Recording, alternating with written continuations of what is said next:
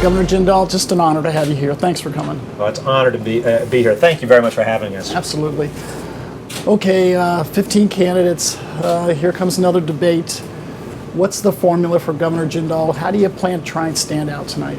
Well, look, I think the important thing is to tell folks the truth. The idea of America is slipping away from us.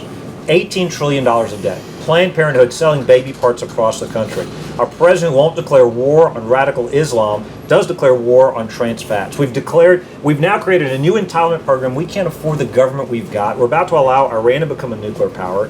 We won't stand with Israel. We've got a Supreme Court that thinks they're smarter than God. They're trying to redefine marriage. The left is trying to take God out of the public square. The idea of America is slipping away. I think we've got a once-in-a-lifetime opportunity to rescue the idea of America, and we better not waste it. We better not blow it.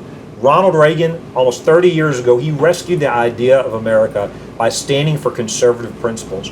We have to do that again. We must turn to proven conservative principles, not a narcissist who doesn't believe in anything but himself named Donald Trump, not cheaper versions of the Democratic Party, but true, proven conservative principles. Well put.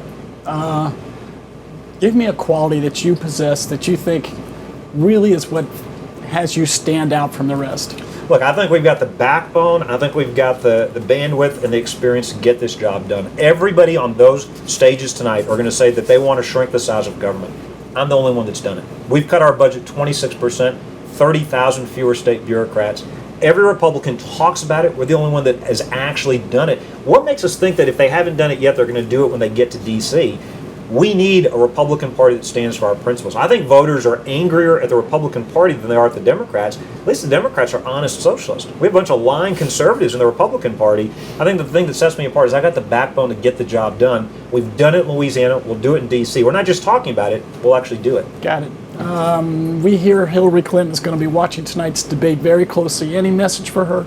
Yeah, well, I think she needs to be consulting her attorney. She's one email away from an indictment. I mean, it's amazing to me. The scandals keep following, whether it's Benghazi, whether it's the emails. She just, for some reason, can't seem to be able to tell the truth. And we might have to ask the Russians and the Chinese to tell us what was really in her emails. Maybe she can learn something about economics and liberty and freedom tonight. It may be too late after a career in public service, dedicated to expanding government. The only thing she's run is President Obama's failed foreign policy. I think she's going to hear a lot of folks tonight talking about the fruits of those failures. Final question, Governor. You're here at the home of Ronald Reagan. Any special significance of this debate being at his home? Absolutely. You know, my formative years growing up were when Ronald Reagan was president. I was blessed to grow up at a time when he stood for American strength, peace through strength. He stood for American exceptionalism. He stood for a smaller government leading to prosperity. We need to remember those lessons yet again. They're timely yet again. When people sometimes forget the 70s, we had stagflation with Iranian hostage crisis. We had a Soviet Union on the march. Reagan reminded us that America could be great again. It was more than a slogan. It was, if you apply these conservative principles, there's no challenge we can't beat. We need to do that again, not 4 years from now, but today. We're on the verge of losing the idea of America.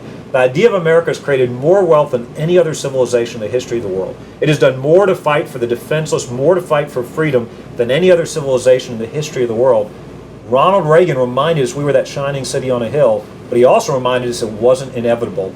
This is our time to decide what are we willing to do to restore, to rescue the idea of America. Well put. Governor, you're on fire. Good luck tonight. Thank you. Absolutely. Thank you very much for having us today. We're thrilled and honored to be here.